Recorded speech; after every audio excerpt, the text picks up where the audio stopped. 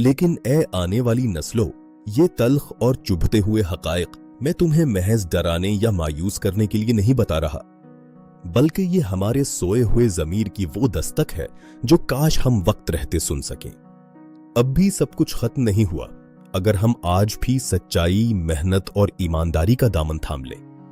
अगर हम अपने ज़ाती मफादात पर इस मुल्क और तुम जैसे मासूम बच्चों के मुस्तकबिल को फौकियत देना शुरू कर दें और नफरतों के बजाय इल्म और इंसानियत की आबियारी करें, तो हम इस डूबते हुए सफीने को बचा सकते हैं।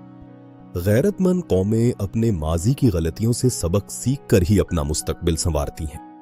काश हम तुम्हें एक मकरूज और तारीक धरती के बजाय एक खुददार और रोशन पाकिस्तान सौंप कर जाएं। फंसा दिया है हमने सफीना तूफानों से निकालकर, अब तैरना पड़ेगा अमन के दरिया में बहकर। इस कहानी का अगला मोड़ इससे भी ज्यादा सस्पेंसफुल है। अभी अगली किस्त देखिए और फॉलो कीजिए। पसंद आई हो तो लाइक लाजमी करें हौसला अफजाई के लिए। शुक्रिया।